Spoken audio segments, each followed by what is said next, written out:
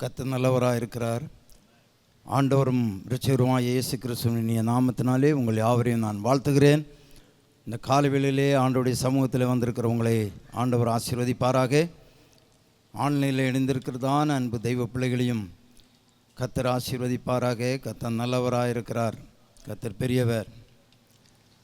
37ஆம் சங்கீதம் 37ஆம் வசனத்தை நாம் வாசிக்கலாம். நீ உத்தமனை நோக்கி செம்மையானவனை பார்த்திரு. அந்த மனுஷனுடைய முடிவு சமாதானம். அந்த மனுஷனுடைய முடிவு சமாதானம். ஒரு நிமிடம் நாம் ஜெபிக்கலாம். பரலோக பிதாவே, உமக்கு கோடா கோடி ஸ்தோத்திரம். ஆசீர்வதிக்கப்பட்டதான இந்த காலை வேளையிலே உம்முடைய சமூகத்தில் வந்திருக்கிறதா நம்முடைய பிள்ளைகள் ஒவ்வொருவரையும் உம்முடைய கருத்தில் ஒப்படுக்கிறோம். தெய்வீக சமாதானமும் தேவ பிரசன்னமும் எங்கள் மத்தியிலே இருக்கிறபடினால் உமக்கு கொடா கோடி ஸ்தோத்திரம். இந்த வேளையிலும் ஆண்டவரே, அடியானை நீர் சிலுவையில் மறைத்து நீர் வெளிப்படுப்பீராக. உம்முடைய நாமத்தை மேம்படுத்துகிற எந்த ஸ்தலத்திலும் வந்து நீர் எங்களை ஆசீர்வதிக்கிற கர்த்தர் ஆண்டவர் பெரிய காரியங்களை செய்யும். இயேசுவின் ஜெபிக்கிறேன் பிதாவே, ஆமென். மறுபடி அந்த 37ஆம் சங்கீதம் 37ஆம் வசனத்தை வாசிக்கலாம். நீ உத்தமனை நோக்கி செம்மையானவனை பார்த்திரு. அந்த மனுஷனுடைய முடிவு சமாதானம். யார் உத்தமன் என்கிறதான தலைப்பின் கீழே இந்த நாளில் நாம் தேவனுடைய வார்த்தையை தியானிக்கலாம். உத்தமனுடைய முடிவு எப்படி இருக்குமா? சமாதானமாக இருக்கும் என்று வேதம் சொல்லுகிறது. கர்த்தருக்கு ஸ்தோத்திரம். வேதத்தில் நாம் பார்க்கும்போது யோபை குறித்து தான் இந்த நாளில் நான் செய்தியாக கொண்டு வந்திருக்கிறேன். கர்த்தர் நல்லவர். யோபு 1ஆம் அதிகாரம் 1ஆம் வசனத்தை நாம் வாசிக்கலாம். ஊத்ஸ் தேசத்திலே யோபு என்னும் பேர் கொண்ட ஒரு மனுஷன் இருந்தான். அந்த மனுஷன் உத்தமனும் சன்மார்க்கனும் தேவனுக்கு பயந்து பொல்லாப்புக்கு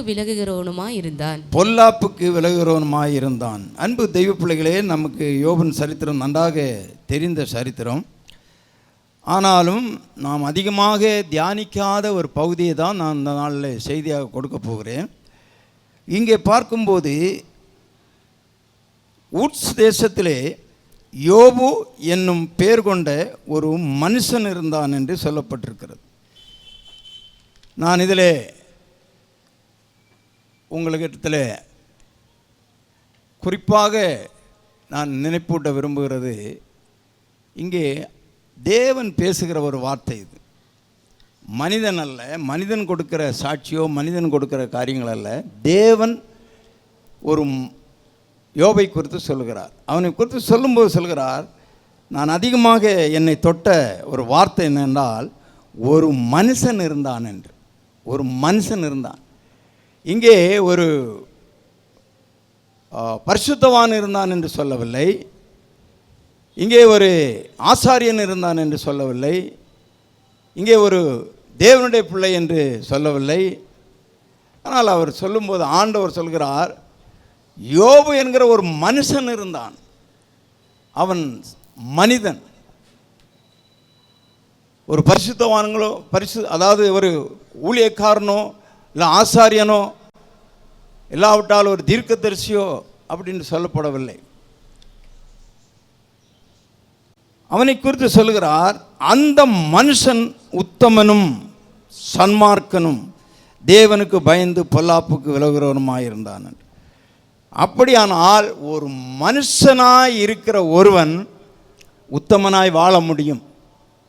இன்றைக்கி நிறைய பேர் சொல்லுகிற காரியம், எல்லாரும் நாமும் மனுஷர்கள் தானே.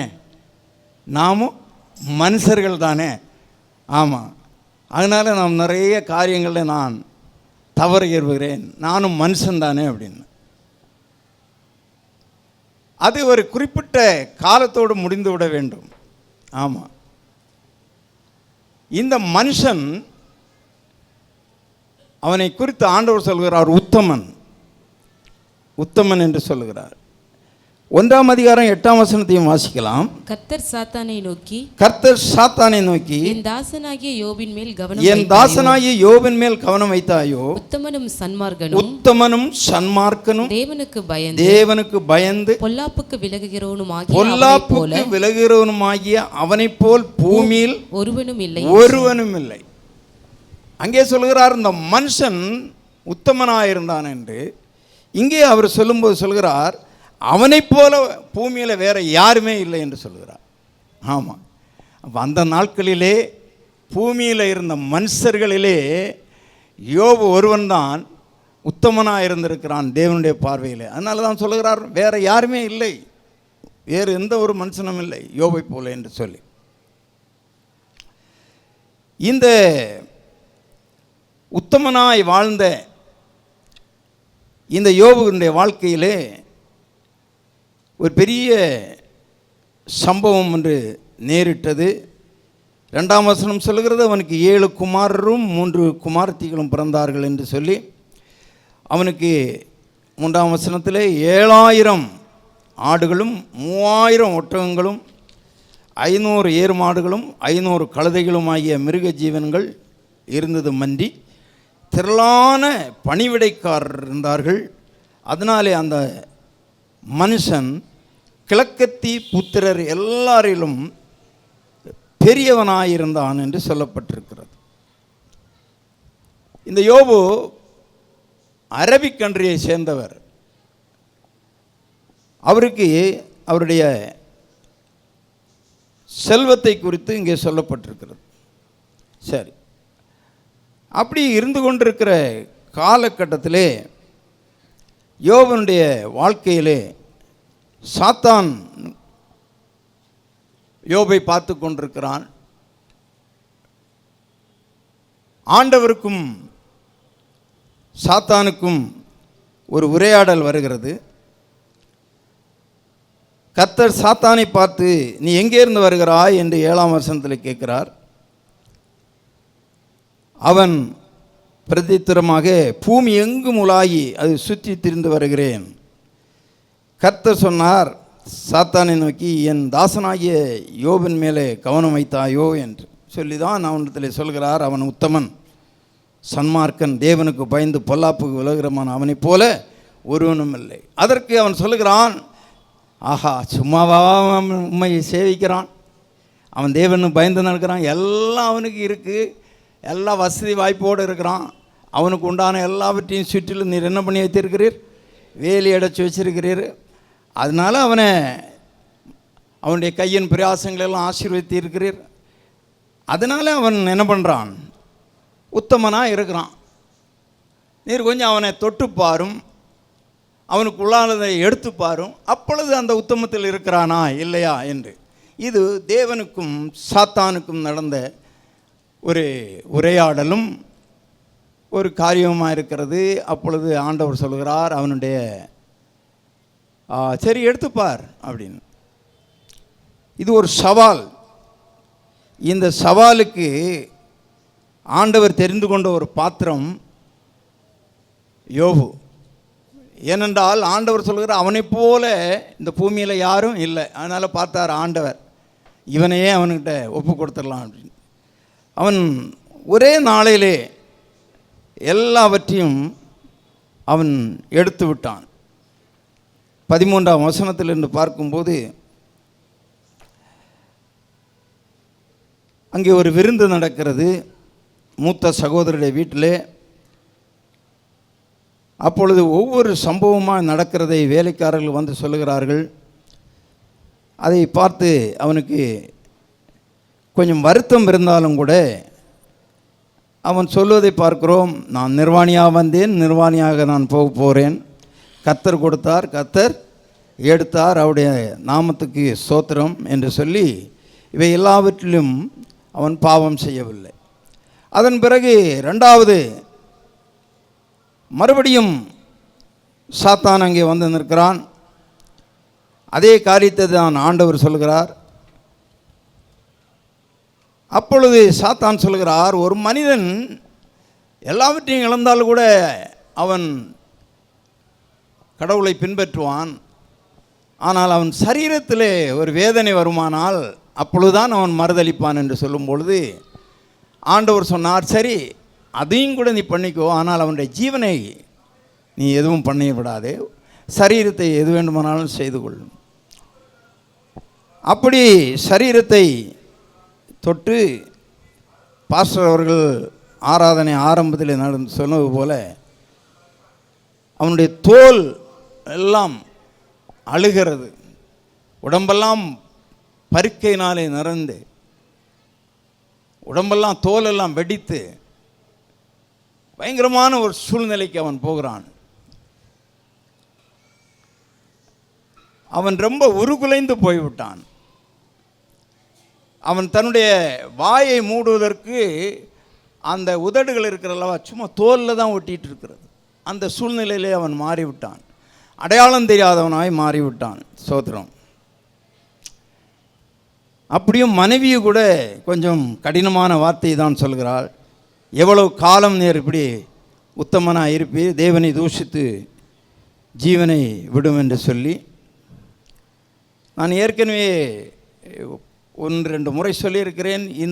இந்த வார்த்தையானது தமிழில் பார்க்கும்போது கொஞ்சம் வித்தியாசமாக இருந்தாலும் மூல பாஷைகளிலே அது என்ன சொல்லப்பட்டிருக்கிறதாம், பொதுவாக யூதர்கள் அந்த சாவு வேளை வரும் பொழுது தேவன் தன்னை நடத்தினதான பாதைகளை நினைத்து வருத்தம் அடைந்து கொண்டிருப்பார்களாம். நான் நிறைய என்னென்னா ஒரு சில சாவுகளை நான் நேரடியாக பார்த்துருக்கிறேன்.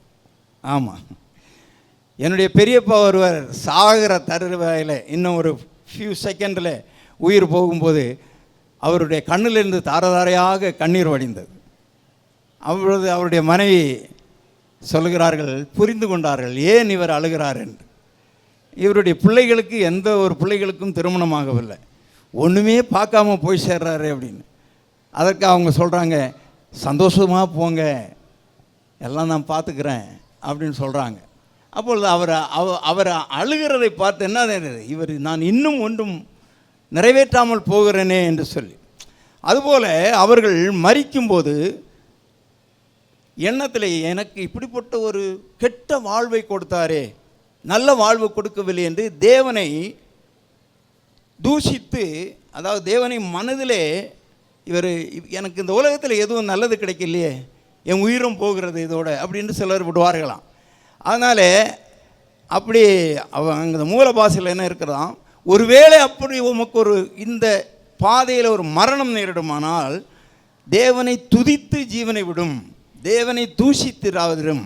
என்னால் எல்லா சூழ்நிலையிலும் தேவனை துதித்து ஜீவனை விட்டால்தான் அவர்கள் பரலோக வாழ்வை போக முடியும் என்று யூதர்களுடைய நம்பிக்கை. அதுதான் இங்கே சொல்கிறார். ஒருவேளை உனக்கு ஒரு மரணம் வருமா, எவ்வளவு நாள் நீ இருந்த உத்தமத்தில் இருப்பீர் என்று எனக்கு தெரியவில்லை, ஒருவேளை மரணம் வருமானால் தேவனை துதித்து ஜீவனை விடும் என்று தானா அவள் சொன்னாள் என்று சொல்லப்பட்டிருக்கு. ஆனால் இங்கே நீ தேவனை தூஷித்து ஜீவனை விடும் அப்படின்னு சொல்வது போல இங்கே எழுதியிருக்கிறது என்று சொல்லுகிறார்கள். சரி, ஆனால் அந்த சூழ்நிலையிலும் என்ன சொல்கிறார் அவர், கொஞ்சம் நான் நினைக்கிறேன் சிரித்த முகத்தோடு தான் சொல்லியிருப்பார். என்ன நீ பைத்தியக்காரி பேசுகிற மாதிரி பேசுகிற, தேவனிடத்துலேருந்து நன்மையை பெற்று தான் தீமையை அனுபவிக்க வேண்டாமா அப்படின்னு சொல்கிறார். அதனால் நான் நிச்சயமாக தூஷித்து ஜீவனை விட மாட்டேன், நான் துதித்து தான் விடுவேன்னு சொல்கிறது போல் அவர் அங்கே சொல்லுகிறார். சரி, இந்த இதெல்லாம் போய்விட்டது, நான் செய்து கொண்டது அதல்ல. இப்பொழுது 3 நண்பர்கள் வருகிறார்கள். யோபனுடைய இந்த சூழ்நிலையை அறிந்து 3 நண்பர்கள் வருகிறார்கள். அப்படி வந்து என்ன பண்ணுகிறார்கள், இவனை பலவிதமாக குறைகளை பேசுகிறார்கள். யோபை குறித்து அவர்கள் நல்ல காரியமாக பேசவில்லை. 4ஆம் அதிகாரம் 6 வாசிக்கலாம். உம்முடைய தேவ பக்தி உம்முடைய உறுதியாயும் உம்முடைய வழிகளில். அந்த 1ஆம் வசனத்தில் என்ன அவர் பேர் கொடுத்துருக்கு, தேமானியனாகிய எலிபாஸ் பிரதியுத்தரம். ஆமாம், இவன் எலிபாயாசம் கொடுத்துடுறோம் போல இருக்கு. எலிபாஸ் அப்படியே விஷம் வச்சிடற மாதிரி வந்து என்ன சொல்கிறாரு, என்ன சொல்றாரு வாசிங்க, உம்முடைய 6ல இருந்து. உம்முடைய தேவபக்தி உம்முடைய உறுதியாயும், உம்முடைய தேவபக்தி உறுதியாயும், உம்முடைய வழிகளின் உத்தமம் உம்முடைய நம்பிக்கையாயும் இருக்க வேண்டியதல்லவோ. நீர் தேவபக்தியா இருக்க வேண்டியவர் அல்லவா, நீர் உறுதியாக இருக்க வேண்டியவர் அல்லவா அப்படி என்று சொல்லுகிறார். குற்றமில்லாமல் அழிந்தவன் உண்டோ? யாராவது குற்றம் இல்லாமல் அழிவானாயா? யாராவது குற்றம் இல்லாமல் அழிவானா? சொல். வாசிங்க. சன்மார்க்கன் அதன் பண்ணப்பட்டது எப்போ? யாராவது சன்மார்க்கன் அதம் பண்ணப்பட்டது உண்டா? ஆண்டவர் என்ன சொல்றாரு? அவன் சன்மார்க்கன் என்று சொல்லுகிறார். இவனுங்க என்ன சொல்றானுங்க? சன்மார்க்கன் கைவிடப்பட்டது உண்டா? இதை நினைத்து பாரும், இதை நினைத்து பாரும். நான் கண்டிருக்கிறபடி அநியாயத்தை உழுது தீவினையை விதைத்தவர்கள் அதையே அறுக்கிறார்கள். சுருக்குங்க சொன்னா, நீ எதை விதைச்சையோ அதை அறுக்கிற. அன்பு தெய்வ பிள்ளையே, இவன் யார்? மனுஷ பார்வையிலே உத்தமன் அல்ல, தேவன் சொல்கிறார் உத்தமன், சன்மார்க்கன், தேவனுக்கு பயந்து பொல்லாப்பு கொள்கிறவன். பொதுவாக சொன்னவன் நல்லவன். நல்லவர்களுக்கும் கெட்டவர்களுக்கு நடக்கிறது போல சில சம்பவங்கள் நடக்கும்போது நம்மை சுற்றி இருக்கிற மக்கள் சொல்லுவாங்க, வெள்ளையும் சொல்லையுமா தான் சர்ச்சுக்கு போனால் நல்லவனுக்கு இது நடக்குமா? எதை விதைச்ச அதை அறுக்கிற. புரிகிறதா உங்களுக்கு? இங்கே தேவனை ஒரு பக்கம் நிறுத்துங்கள், மனுஷன்களை ஒரு பக்கம் பாருங்கள்.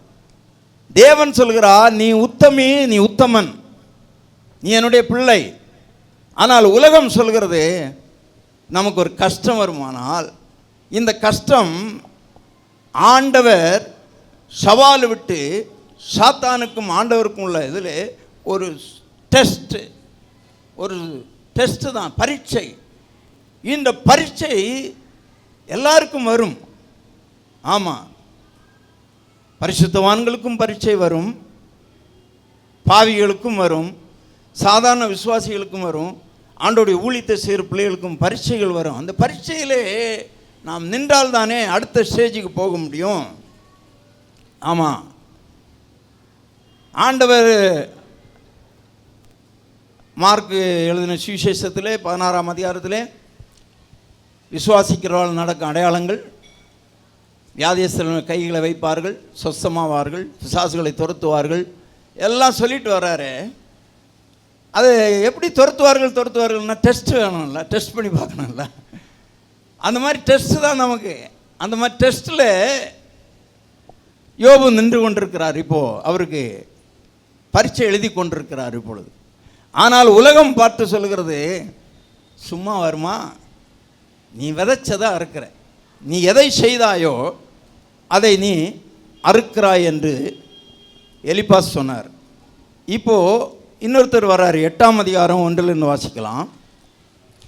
அப்பொழுது சூகியனான பில்தாத் பிரதியுத்தரமாக, இப்போ சூனியம் வைக்கிறோம் வந்தான். இப்போ யார் வர்றது? சூனியக்காரன் வரான், பில்தாத் வரான்.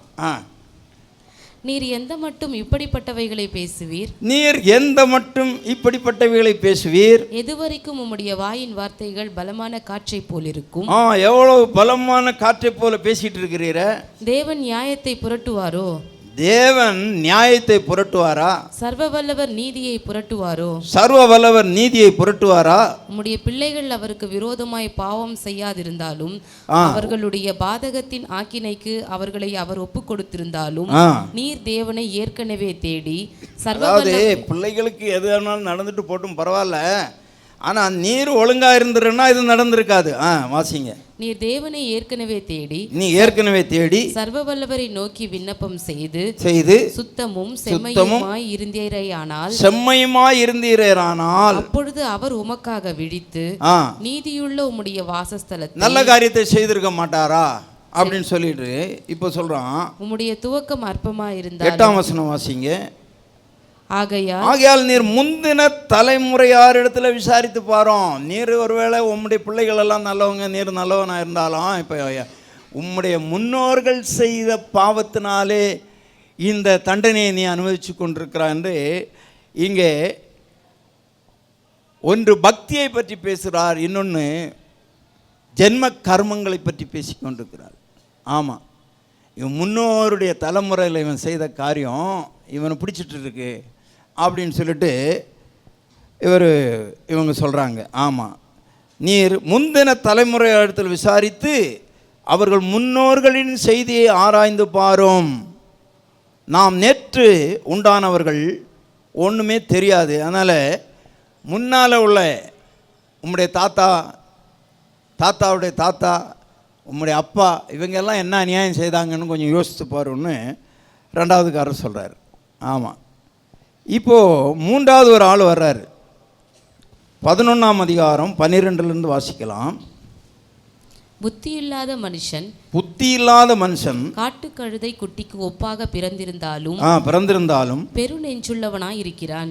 நீர் உம்முடைய இருதயத்தை ஆயத்தப்படுத்தி உம்முடைய கைகளை அவருக்கு நேராக விரித்தால் நலமாயிருக்கும். உம்முடைய கையிலே அக்கிரமம் இருந்தால் அதை தூரத்தில் அகற்றிவிட்டு அநியாயம் உம்முடைய கூடாரங்களில் வாசமாய் இருக்க ஒட்டாதிரும். இப்போ இவங்க சொல்றாங்க, நீர் அக்கிரமும் அநியாயம் செய்துட்டு இருந்தா உமக்கு நல்லது நடக்குமா?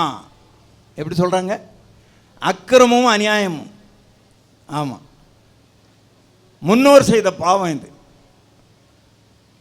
அக்கிரமும் அநியாயமும் நீ செய்து கொண்டிருக்கிறாய் என்று. என்ன அநியாயத்தை பார்த்தார்கள் என்று எனக்கு தெரியவில்லை. ஆண்டவர் சொல்கிறார், இவன் உத்தமன், பூமியில் இவனை மாதிரி யாரும் இல்லை. ஆனால் நண்பர்கள் சொல்லுகிறாங்க, அநியாயக்காரன்ப்பா, அக்கிரமக்காரன், அதனால தான் அவனுக்கு அது நடந்தது. அன்பு தெய்வ பிள்ளைகளே, இந்த உலகத்தில் கர்த்தருடைய பிள்ளைகள் பரீட்சையே எழுதக்கூடாது.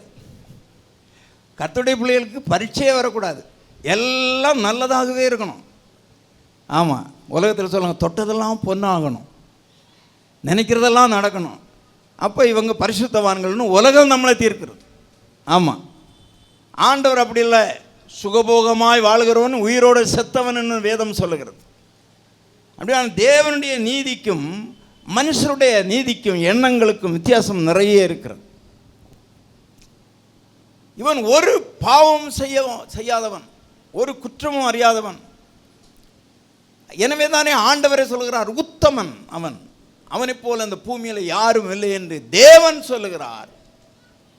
ஆனால் மனுஷருங்களுடைய எண்ணங்கள், ஆமாம், நீ எதை விதைச்சாயோ அதை அரைக்கிற, அவ்வளோதான், நீ அக்கிரமக்காரன், அதனால உன் குடும்பத்தில் அக்கிரமம் நடந்தது என்று. அன்பு தெய்வ பிள்ளைகளே, இப்படியாக சம்பாஷித்து கொண்டு யோபும் பல காரியங்களெல்லாம் அவர் சொல்லுவார். ஆனால் 31ஆம் அதிகாரம் தான் இன்றைக்கு நமக்கு செய்தி. 31ஆம் அதிகாரம். இப்பொழுது இவன் இதை யோசித்து பார்க்கிறான். எல்லாரும் பேசி முடித்து விட்டார்கள். நீ அநியாயக்காரன், நீ விதைத்ததை அறுக்கிறாய், உன் முன்னோர்கள் அநியாயக்காரர்கள், அந்த ஜென்ம கர்ம பாவங்கள் உன்னை தொடர்ந்து பிடிக்கிறது, உன் அக்கிரமம் உன்னை தொடர்ந்து பிடிக்கிறது என்று சொல்லுகிற நேரத்தில் இவன் இங்கே பல காரியங்களை சொல்கிறான். இந்த காரியங்களை அவன் சொல்லும்போது தன்னுடைய உத்தமத்தை, நீதிமான் உத்தமன் என்கிறதை அவன் அங்கே அறிக்கை எடுக்கும்போது அந்த அறிக்கை எப்படி இருக்கிறது, நம்முடைய வாழ்க்கை எப்படி இருக்கிறது, இதுதான் இன்றைக்கு செய்தி. அவனுடைய அறிக்கையின்படி நம்முடைய வாழ்க்கை எப்படி இருக்கிறது. முதலாவது வசனத்தை வாசிக்கலாம். என் கண்களோட உடன்படிக்கை பண்ணின நான் ஒரு கன்னிகையின் மேல் நினைவாக இருப்பது எப்படி? அவர்கள் சொல்லுகிறார்களா, நீ ஒரு அநியாயக்காரன், ஐயா அக்கிரமக்காரன் சொல்றாரு.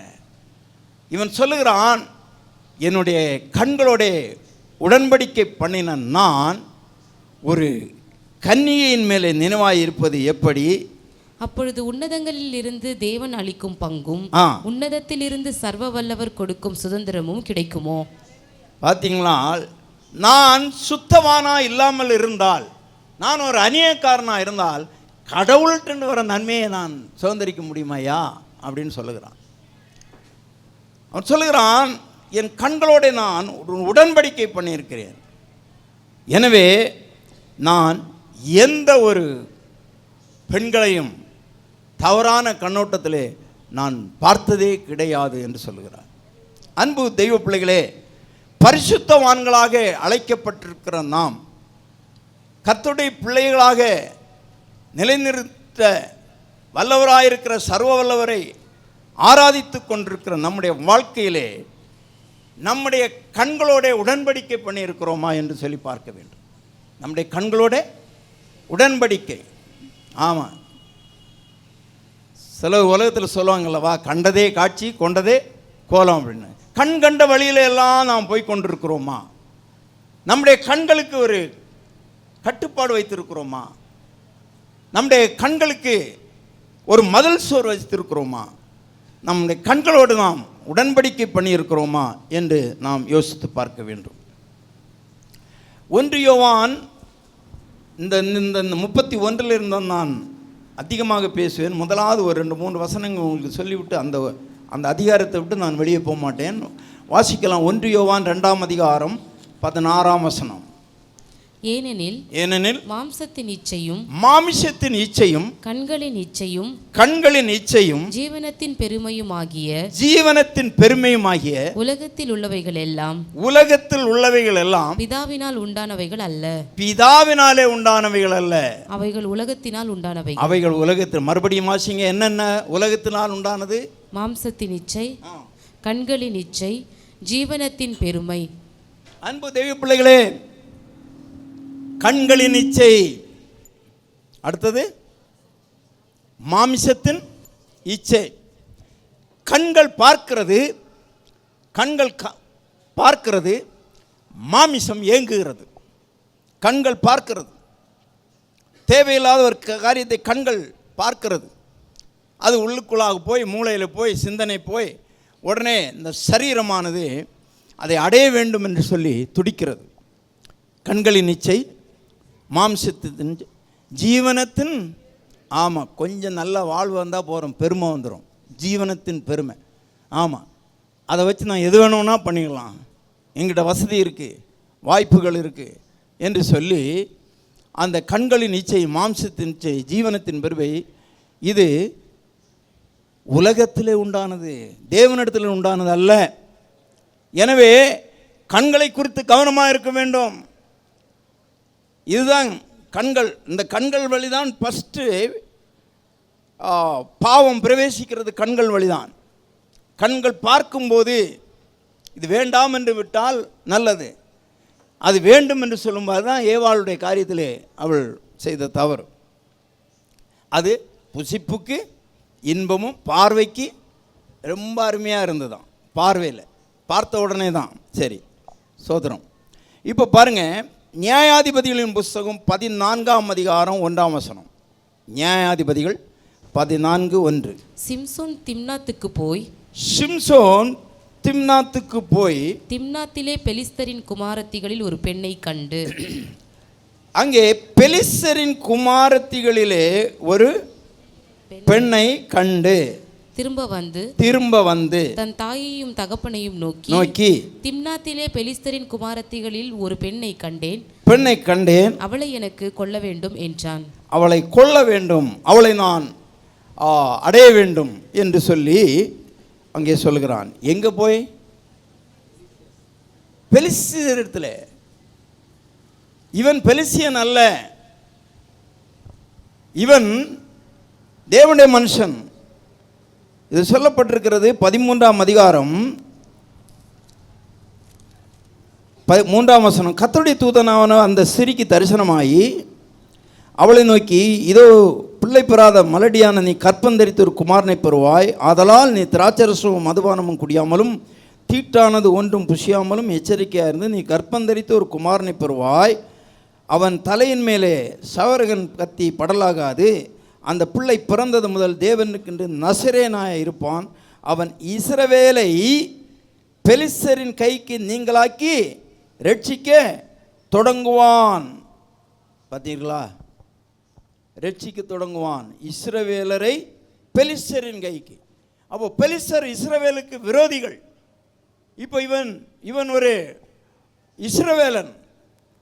இவன் பெலிஸ்தர் இடத்துல போய் என்ன பண்ணக்கூடாது? சம்பந்தம் கலக்கூடாது. அதனால தான் நாம்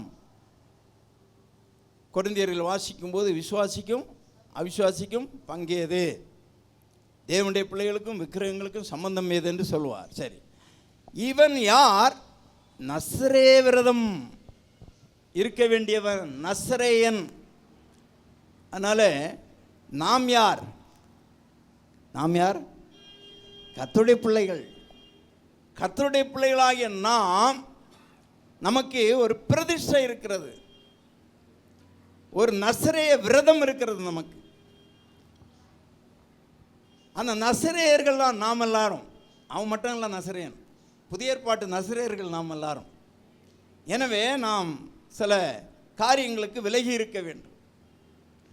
ஆனால் இவன் வேதம் சொல்லுகிறது, அந்த 1ஆம் வசனம் மறுபடி வாசிங்க, 14:1.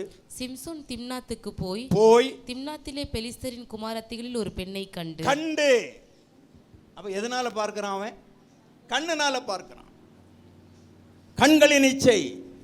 கண்டு, நீ போகக்கூடாத இடத்துக்கு போய் அங்கே கண்டு அதை கொள்ள வேண்டும் என்று சொல்லி, அதை திருமணம் பண்ண வேண்டும் என்று சொல்லி தாய் தகப்பனிடத்தில் வருகிறான். சரி, இன்னொரு வசனம் வாசிக்கலாம், 16ஆம் அதிகாரம் 1. ஒரு நசரேயன் படுகிற பாட பாருங்களேன். பின்பு சிம்சோன் காசாவுக்கு போய் அங்கே ஒரு வேசியை கண்டு. அங்கே ஒரு, கொஞ்சம் அழுத்தமாக தான் வாசிங்கம்மா. அங்கே ஒரு வேசியை கண்டானா? எப்படி? ஒரு பரிசுத்த வாட்டியை கண்டானா? வேசியை கண்டு. யாரு?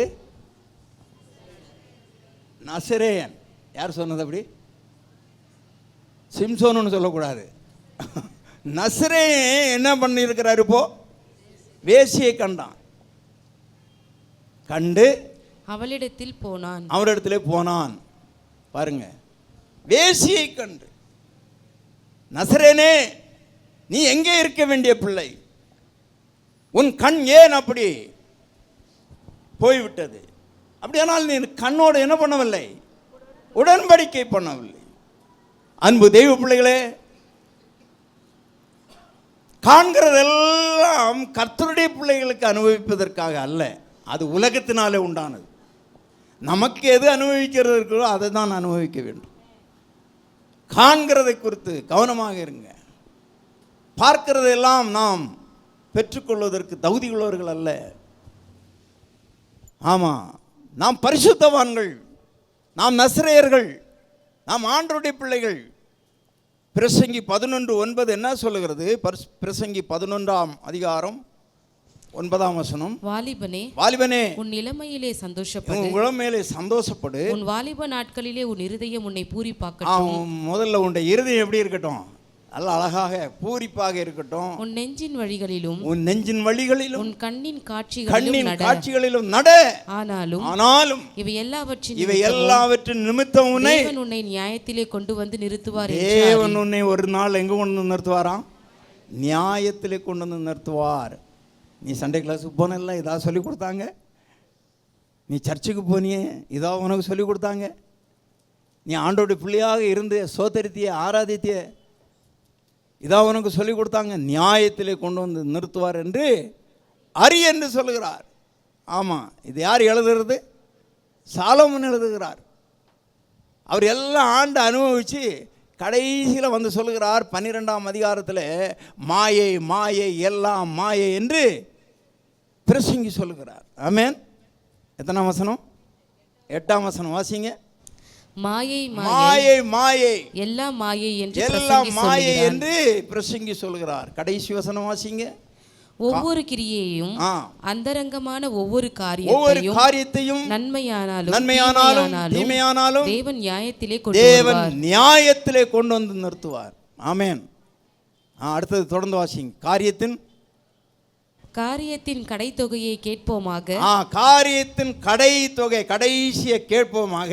தேவனுக்கு பயந்து அவர் கற்பனைகளை கைக்கொள். எல்லா மனுஷர் மேலும் விழுந்த கடமை இதுவே. அன்பு தெய்வ பிள்ளைகளே, கவனமாக நாம் இருக்க வேண்டும். சாலோமன் வழி தவறி போய்விட்டார். அதன் பிறகு அவர் மனம் திரும்பிதான் இந்த நீதிமொழிகள் பிரசங்கெல்லாம் எழுதுகிறார்.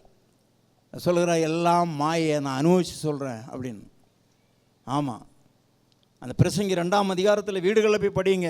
அவர் சொல்வார், அந்த லெஃப்டில் கடைசியில் வரும் பாருங்க, நான் என் மனம் இச்சித்தது ஒன்றே நான் விட்டு வைக்கவில்லைன்னு சொல்வார். வாசிங்க 10வது வசனம். என் கண்கள் இச்சித்தவைகளில் இச்சித்தவைகளிலே ஒன்றையும் நான் விட்டு வைக்கவில்லை. அல்லேலூயா சொல்லலாமா? கண்கள் இச்சித்தவைகளிலே நான், ஆமாம். அடுத்தது, என் இருதயத்துக்கு ஒரு சந்தோஷத்தையும் நான் வேண்டாம் என்று எல்லா சந்தோஷத்தையும் அனுபவித்து முடித்து விட்டு சொல்லுகிறார், மாயை மாயை எல்லாம் மாயை. ஆமென். மாயை மாயை எல்லாம் மாயை. மாயை மாயை எல்லாம் மாயை. ஆமாம், கவனமாக இருக்க வேண்டும் பிரியமான தேவனுடைய பிள்ளைகளை. சரி, இப்பொழுது வாருங்கள் 31. இப்பொழுது சொல்லுகிறார், என் கண்களோடு நான் உடன்படிக்கை பண்ணின நான் ஒரு கன்னியின் மேல் நான் எப்படி நினைவாயிருப்பது? யாருக்கு பதில் சொல்கிறார்? அந்த 3 நண்பர்களுக்கு பதில் சொல்லுகிறார். நான் அநியாயக்காரன் சொல்கிறியே, நான் அக்கிரமக்காரன் சொல்லுகிறியே, என் முன்னோர் செய்த பாவம் என்று சொல்லுகிறாயே, நான் எதை விதைத்தோனோ அதை அறுக்கிறேன் என்று நீ சொல்லுகிறாய் அல்லவா? நான் அப்படி இருந்திருப்பேனானால் உன்னதமானவனுடைய ஆசீர்வாதம் எனக்கு உண்டாகுமாயா? கிடையாது என்று சொல்லி கவனமாக இருக்க வேண்டும்.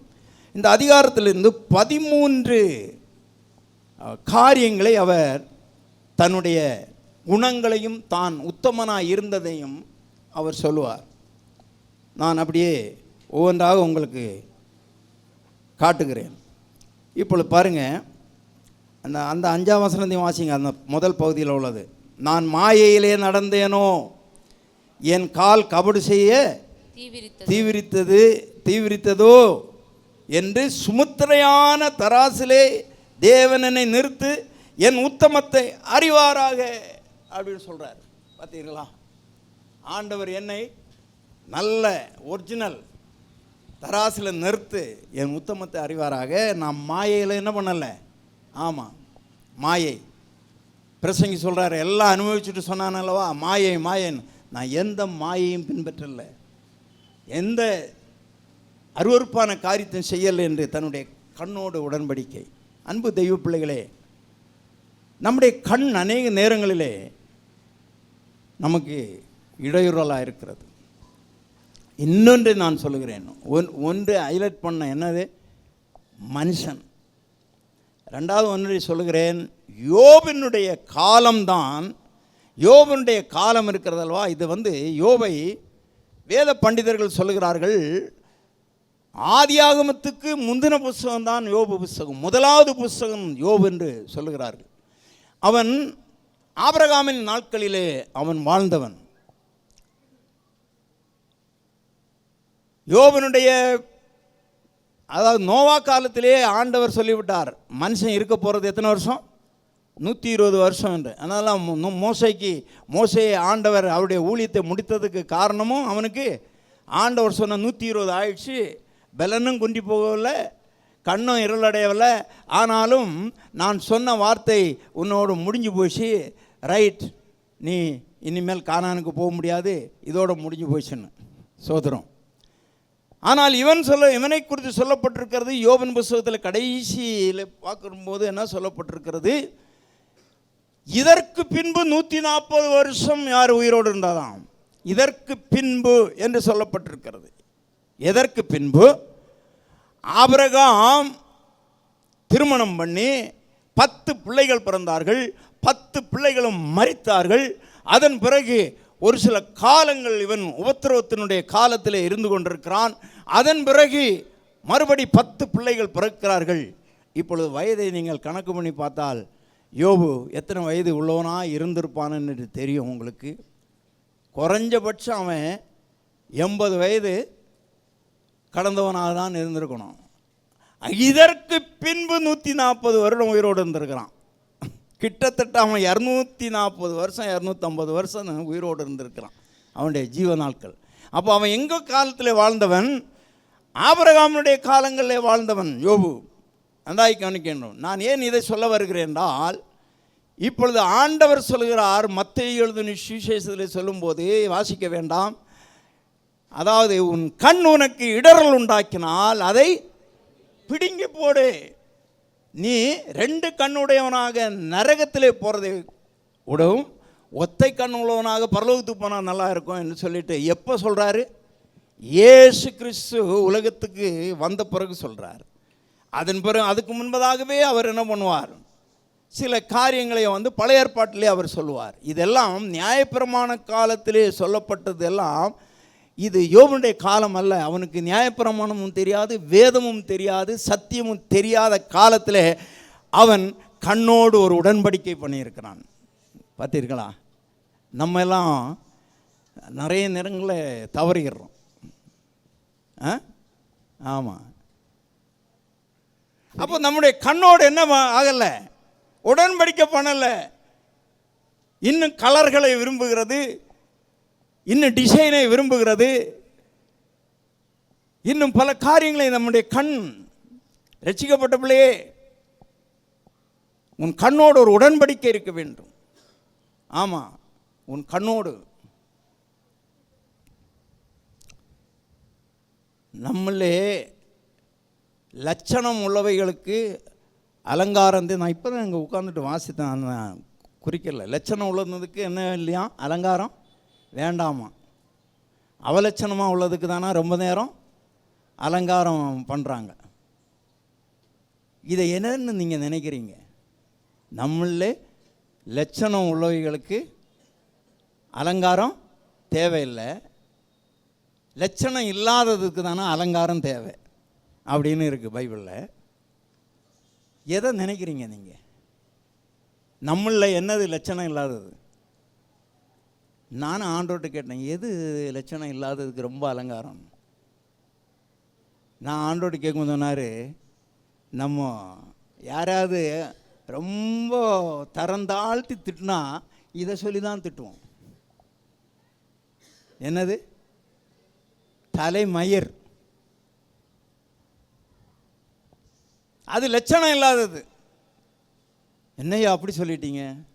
ஆமாம், சாப்பாட்டில் ஒரு முடி இருந்தால் ரொம்ப அருமையாக டேஸ்ட்டாக எடுத்து சாப்பிடுவீங்களா? எப்படி இருக்கும்? அருவருப்பாக இருக்கும். அது அருவருப்பானது ஒரு முடி இருந்தால். ஆமாம். ஆனால் எல்லாவற்றுக்கும் கொடுக்கறத விட டைம் அதுக்கு தான் கொடுக்குறோம். அதை அங்கே சுருட்டுறோம், அங்கே சுருட்டுறோம், அங்கே வாடுறோம், இங்கே வாடுறோம், அங்கே பின்ன வைக்கிறோம், இங்கே பின்ன வைக்கிறோம், அப்படி பண்ணுறோம், இப்படி பண்ணுறோம். லட்சணம் இல்லாததுக்கு தான் என்ன ரொம்ப டைம் கொடுத்து அதை என்ன பண்ணுறோம்? அலங்காரம் பண்ணிகிட்டு இருக்கிறோம். ரொம்ப அலங்காரம் பண்ணிகிட்டு இருக்கிறோம். சோத்திரம். பார்த்தீங்களா? இதை பார்த்து ஏமாந்து போகிறவங்க எத்தனை பேர் இருக்கிறாங்க? இதை பார்த்து. ஆமாம்.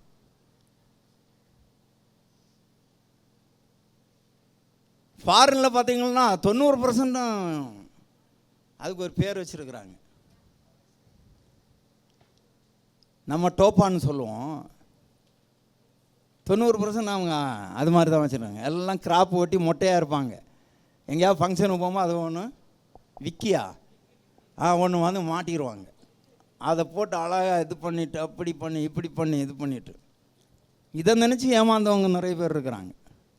சண்டை வரும்போது குடும்பியை பிடிக்கும்போது தனியாக வருது. அப்போ தான் தெரியுது, ஆடா மொட்டை ஒன்றை போய் கல்யாணம் பண்ணிட்டு வந்தோம் பாரு, இந்த கூந்தல் நல்லா இருக்குதுன்னு தானே பின்னாடியே அலைஞ்சேன் அப்படின்னு. லட்சணம் இல்லாதது. எதனால் பாவம் வருகிறது? கண்களோட உடன்படிக்கை பண்ணாததுனால. அன்பு தெய்வ பிள்ளைகளே, நம்மை கீழே விழத்தள்ளக்கூடிய தீய சக்திகள் உலகத்தில் அதிகமாக நிறைய இருக்கிறது. அது நாம் கண்ணாலே தான் பார்க்கிறோம். நம்முடைய கண்களுக்கு ஒரு உடன்படிக்கை பண்ண வேண்டும். கண்களுக்கு உடன்படிக்கை பண்ண வேண்டும். 2வது 7ஆம் வசனத்தை வாசிக்கலாம். 7 என் நடைகள் வழியை விட்டு விலகினதும் என் இருதயம் என் கண்களை பின்தொடர்ந்ததும் ஏதாகிலும் ஒரு மாசு என் கைகளில் ஒட்டிக்கொண்டதும் உண்டானால் என்று சொல்லப்பட்டிருக்கிறது. பிரியமானே, அவருடைய நடை வேதம் சொல்கிறது, நீ தேவாலயத்துக்கு போகும்போது உன் நடையை காத்துக்கொள் என்று சொல்லப்பட்டிருக்கு. இப்போ தேவாலயத்துக்கு வரும்போது மாத்திரமல்ல நம்முடைய நடையை காத்துக்கொள்ள வேண்டும். எல்லா நேரங்களிலும் நம்முடைய நடையை என்ன பண்ணணும்? காத்துக்கொள்ள வேண்டும். நம்முடைய நடை வழி தவறி அவன் நடக்கவில்லை என்பதை அங்கே காட்டுகிறது. அவன் வழி தவறி நடக்கவில்லை. சரியான பாதையிலே. வேதம் சொல்லுகிறது, ஒரு கர்த்தருடைய பிள்ளைக்கு பின்னால் ஒரு சத்தம் கேட்குமா. ஆமாம், நாம் வழி மாறும்போது வழி இதுவே, இதிலே நடவுங்கள் என்று சொல்லுகிற சத்தம் கேட்குமாம். பிரியமான எத்தனை பேருக்கு அந்த சத்தம் கேட்கறது கேட்காமல் இருக்கிறது? கொஞ்சம் சொல்லி பாருங்க. நீங்கள் எங்கேயாவது போகிறீங்க, இந்த ரூட்டு நீ போகலாம், இல்லாவிட்டால் ஒரு சத்தம் கேட்குதா, நீ போகிற ரூட்டு சரியில்லை என்று. அந்த சத்தம் கேட்கலை என்றால் நீங்கள் விசுவாசிக்கே லாயக்கு கிடையாது. கர்த்தருடைய ஆவியானவரோடு பேச வேண்டும். நீ வழி தவறி நடக்கும்போது ஆண்டவனோடு பேசுகிற ஒரு சத்தம் கேட்கப்பட வேண்டும். அன்பு தெய்வ பிள்ளைகளை கேட்க வேண்டும், கேட்க வேண்டும். ஆமாம், தேவனோடு நான் நடக்கிறேன், தேவனோடு சஞ்சரிக்கிறேன் என்று சொன்னால் தேவனுடைய சத்தம் உன்னுடைய காதலை கேட்க வேண்டும். கேட்கிறதா இன்றைக்கு? அப்படியானால் நாம் எங்கேயோ போய்விட்டோம் என்ற அர்த்தம். தேவனை விட்டு எங்கேயோ போய்விட்டோம். தேவனுடைய சத்தம் நமக்கு கேட்க வேண்டும். நீ போகிறது நல்ல ரூட்டு தான், ரைட், போ. நீ போகிற ரூட்டு சரியில்லை, உன் பார்வை சரியில்லை, உன்னுடைய எண்ணம் சரியில்லை. ஆமாம், நிறைய பிள்ளைங்க பாட புக்கை திறந்து வச்சுட்டு பாடம்தான் படிச்சுட்டே இருப்பாங்க, எண்ணங்கள் எங்கேயோ போய்விடும். ஆமாம், இது நீங்கள் நினைக்கிற மாதிரி ஒன்றும், அதாவது உங்களுக்கு மட்டும் இல்லை, எனக்கும் கூட தான் நடக்குது. பைபிளே படிச்சுட்டே இருப்பேன். பைபிளை படிச்சுட்டே இருக்கும்போது யாருடைய ஒரு காரியங்கள் ஒன்று அவங்க சொன்ன வேதனையாக இருக்கும், இல்லை அவங்க நம்மளை திட்டுனதாக இருக்கும், அந்த சிந்தனைக்கு போயிடும்.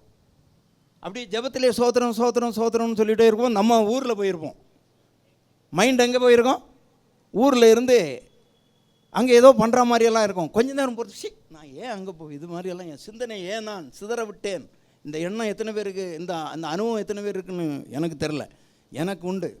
நான் உடனே என்ன பண்ணிடுவேன், அந்த சிந்தனைகளை கடிந்து கொள்வேன். இது பிசாசானவன் கொண்டு வந்து போடுகிற ஒரு விதை. நன்றாய் கவனிக்க வேண்டும். 2ஆம் அதிகாரத்தில் யோபின் புத்தகத்தில் என்ன இருக்கிறது? 2ஆம் அதிகாரம் 1ஆம் வசனம் வாசிங்க. பின்னொரு நாளிலே தேவபுத்திரர் கர்த்தருடைய சந்நிதியில் வந்து நின்றபோது, தேவபுத்திரர் கர்த்தருடைய சந்நிதியிலே வந்து நிற்கிறான். யாருடைய சந்நிதியிலே? கர்த்தரும் நிற்கிறார். இப்ப தேவபுத்திரரும் வந்து நிற்கிறார். சாத்தானும் அவர்கள் நடுவிலே கர்த்தருடைய சந்நிதியில் வந்து நின்றான். சந்நிதியிலே, ஆண்டவருடைய சந்நிதியிலே சாத்தான் அவர்கள் நடுவே வந்து நிற்கிறான். அதனால நீங்க வேதம் வாசித்துட்டு இருக்கும்போது சாத்தான் வரமாட்டான்னு நீங்க நினைக்காதுங்க. நீங்க ஜெபத்தில் இருக்கும்போது சாத்தான் வரமாட்டான்னு நினைக்காதுங்க. கவனமாக இருக்கணும். எந்த நேரத்தில் அவன் வருவான்னு நமக்கு சொல்ல முடியாது. நம்முடைய ஜெபத்தை டைவர்ட் பண்ணுறதுக்கு, நம்முடைய ஜெபத்தை சிந்தனைகளை மாற்றுவதற்கு, நம் வேதத்தை கருத்தாய் படித்து கொண்டு இருக்கும் போதே தான் அப்போ தான் ஒரு ஃபோன் கால் வரும். அந்த ஃபோன் காலில் யாராவது ஒருத்தர் சோகமான காரியமோ இல்லாவிட்டால் ஒரு அதிர்ச்சியான காரியத்தை சொல்லுவாங்க. இப்போ நம்ம வேதம் வாசிக்க வந்து நிற்கும். அதுக்கு என்ன பரிகாரம் பண்ணலாம், அதுக்கு என்ன பரிகாரம் பண்ணலாம்னு ஒழுங்காக வேதத்தை வாசிக்க முடிக்க மாட்டோம். இது எல்லாருடைய அனுபவத்திலையும் உள்ளது. இவர் சொல்லுகிறார், என் நடைகள் வழியை விட்டு விலகினதும், என் இருதயம் என் கண்களை பின்தொடர்ந்ததும். ஏதாவது ஒரு மாசு படிஞ்சிருக்கான்னு, ஒரு மாசம் இல்லையா அவருடைய வாழ்க்கையில். அவன் சொல்லுகிறான் பாருங்க, மாய்மாலமாக சொல்லலைங்க. நான் சொல்லியிருக்கிறேன் இதுக்கு முன்னால், நீதிமானே நீங்கள் பார்த்து அறிந்து விடலாம். நீதிமான் கொடுக்கல் வாங்கல் பேச்சு அவனுடைய கிரியைகள் எல்லாவற்றையும் வைத்து நீதிமான் யார், துன்மார்க்கன் யார், நீதிமான் யார் என்று அறிந்து கொள்ளலாம். ஆனால் உத்தமனை அறிகிறது ரொம்ப கஷ்டம். ஆமாம், எத்தனை பேர் தெரியுமா, மனைவி சம்பாதிக்கிறது புருஷனுக்கு தெரியாது, புருஷன் சம்பாதிக்கிறது மனைவிக்கு தெரியாது. அவ்வளோ தூரம் உத்தமம். புரிகிறதா உங்களுக்கு? உத்தமம். அந்த உத்தமம் அந்த இருதயத்துக்குள்ளாக இருக்கிறது. அந்த உத்தமம் அதை தேவன்தான் அறிவார். ஆமாம், தேவன்தான் அறிவார். சோதரம் கவனமாக இருப்போம். அதுதான் சொன்ன உத்தமம். இவர் சொல்லுகிறார், ஒரு மாசு என்னட்டு இல்லை. அப்படி இருந்தால் அவன் சொல்லுகிறான் 8ஆம் வசனம், அப்பொழுது நான் விதைத்ததை வேறொருவன் புசிப்பானாக, என் பயிர்கள் வேற அற்று நான் பயிரிட்டு அதை அழிவு போகட்டும். இப்படி சொல்ல முடியுமாங்க? அவன் அப்படி உத்தமனாக இருந்தபடியெல்லாம் சொல்லுகிறான், அவனுடைய உத்தமத்தை சொல்லுகிறான். நான் வழி தவறி நடக்கவில்லை. இன்றைக்கு நாம் வழி தவறி நடக்கிறோமா? நம்முடைய வழிகள் எப்படி இருக்கிறது? உன் வழிகளை சீர்தூக்கி பார். தேவனுக்கு பிரியமான வழியிலே தான் நாம் நடக்கிறோமா? தேவனுடைய வழியை விட்டு நாம் எங்கேயாவது அங்கேயும் இங்கும் விலகி போயிருக்கிறோமா? பின்னாலே அந்த சொல்லுகிற சத்தம் கேட்கிறதா? அந்த சத்தத்தை கடினப்படுத்துகிறோமா? கொஞ்சம் கவனித்து பார்க்க வேண்டும். 2வது 3வது 9வது வசனம் வாசிக்கலாம். என் மனம் யாதொரு பெண்ணின் மேல் மயங்கி அயலானுடைய வாசலை நான் எட்டி பார்த்ததுண்டானால். பார்த்தீர்களா? இங்க சொல்றார், என் மனம் யாதொரு ஸ்திரியின் மேல் மயங்கி அயலானுடைய வாசலை எட்டி பார்த்தது உண்டானால். பார்த்தீர்களா? அங்கே கண்ணோடு உடன்படிக்கை பண்ணினேன் என்று சொல்கிறார்.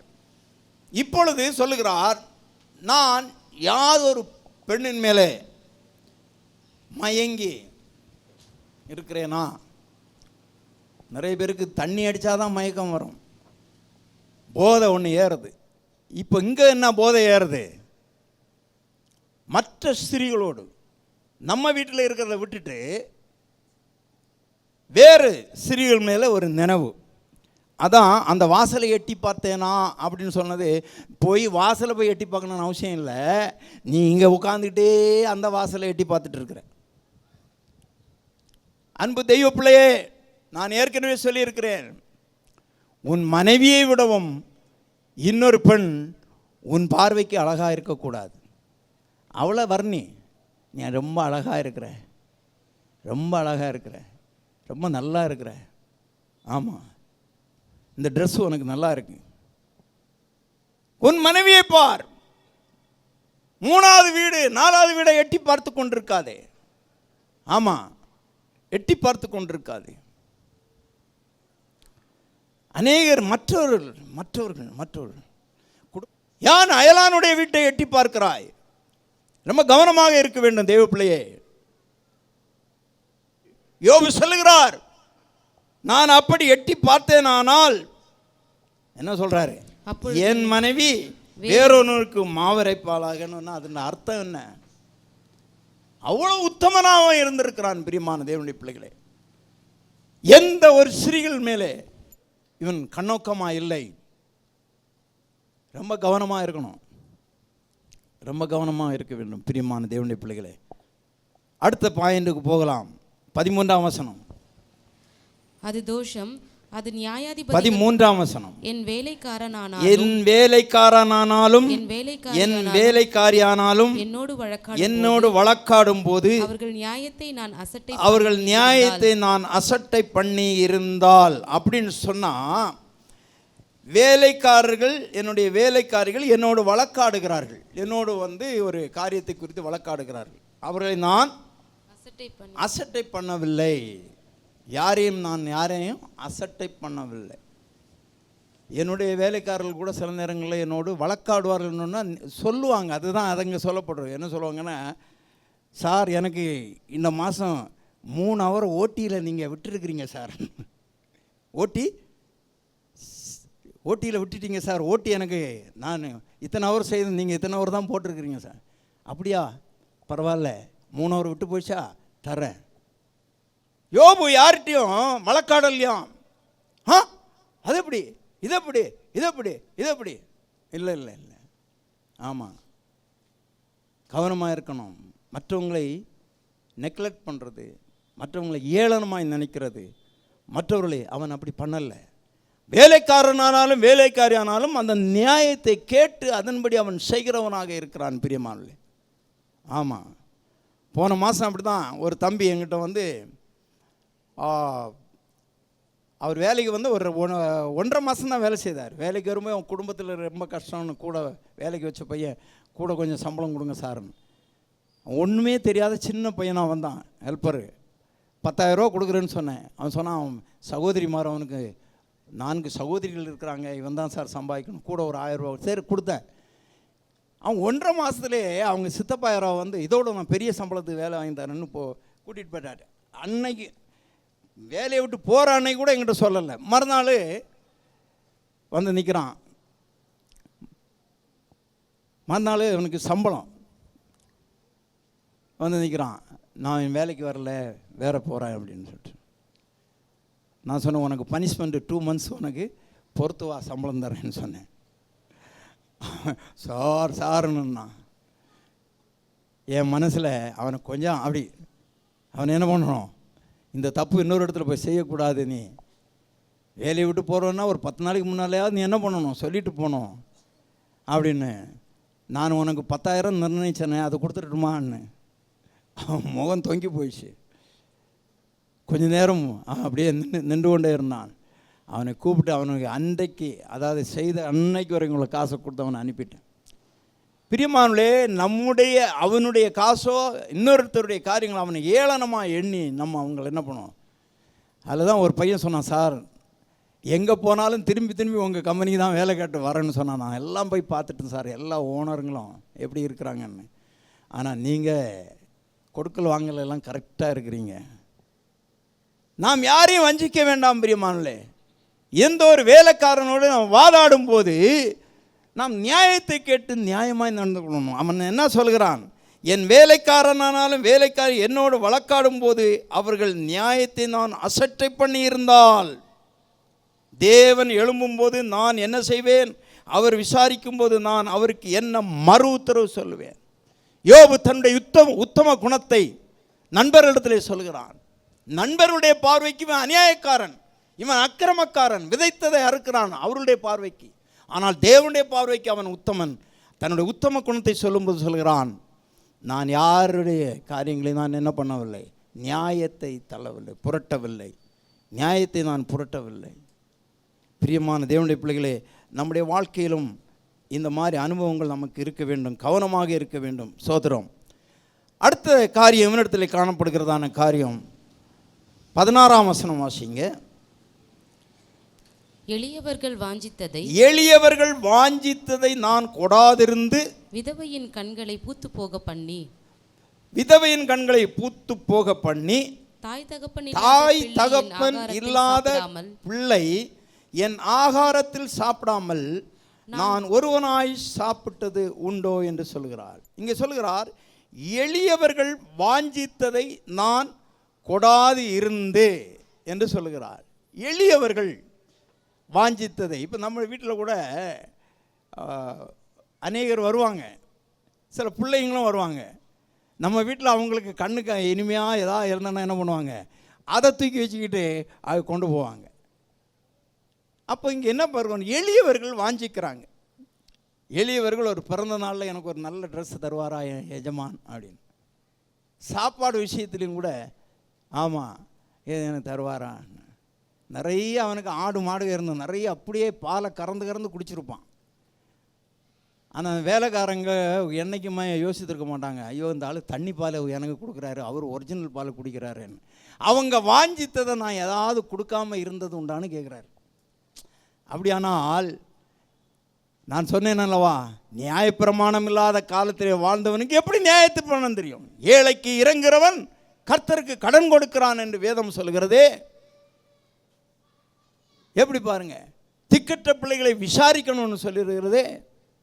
விதவைகள் படுகிற உபத்திரவத்தில் அவர்களுக்கு உதவி செய்ய வேண்டும் என்று இருக்கிறது. இதெல்லாம் இவனுக்கு யார் கற்றுக் கொடுத்தார்?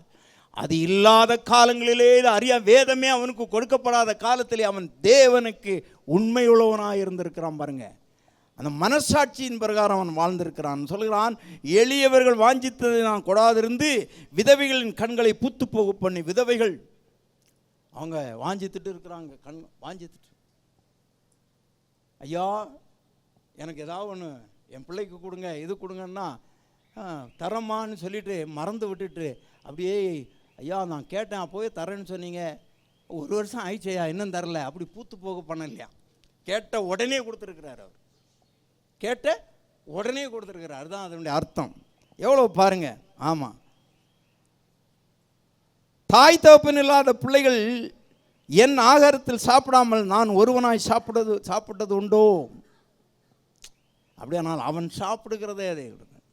நான் மலேசியாவில் ஒரு மனுஷனை பார்த்து இன்றைக்கு நான் அவரை பாராட்டி கொண்டிருக்கிற ஒரு காரியம் என்ன, நான் அநேக ஆர்பனேஜுகளுக்கெல்லாம் போயிருக்கிறேன். அந்த ஆர்பனேஜில் பிள்ளைகளுக்கு கொடுக்கப்படுகிற சாப்பாடு ஒரு விதமாக இருக்கும், இவர்கள் சாப்பிட்றது ஒரு விதமாக இருக்கும். ஆனால் அந்த ஆர்பனேஜில் பார்த்தீர்கள்னால் இவங்களுடைய சாப்பாட்டு மேய்ச்சையில் தான் அந்த பிள்ளைங்களும் உட்காராங்க. இவங்க சாப்பிடும்போது அதே சாப்பாடு தான் அவங்களும் சாப்பிட்றாங்க. எனக்கு ரொம்ப ரொம்ப ஆச்சரியமாக இருந்தது. அவரிடத்துல நான் கேட்டேன், ஒரு ஒரு ஒரு 4-5 ஒரே ஸ்டேஜில் உள்ள பிள்ளைங்க இருக்கிறாங்க. அவர்கிட்ட கேட்டேன், இந்த பிள்ளைங்க யாருன்னு. அவருக்கு பிள்ளைங்களும் யாருன்னு எனக்கு தெரில, ஆர்பனேஜில் உள்ள பிள்ளைங்க யாருன்னு எனக்கு தெரில. எல்லாரையும் சரிசமமாக வச்சுருக்கிறார். எல்லாரையும் அவங்களாம் பிள்ளைங்கள அப்பா அப்பான்னு அவங்க கூப்பிட்றாங்க, இவரும் மகனே மகளேன்னு தான் கூப்பிட்றாரு. அவர் சொல்கிறார், என் பிள்ளைகளுக்கும் அவங்களுக்கும் வித்தியாசம் நான் பாராட்ட மாட்டேன் சார், அப்படி பாராட்டிட்டா நான் ஊழியக்காரனே கிடையாதுன்னு சொல்கிறேன். நான் இதுவரையும் அப்படி பார்த்ததே கிடையாது. அப்படியானால் உலகத்தில் சில மனிதர்கள் இருக்கிறார்கள்.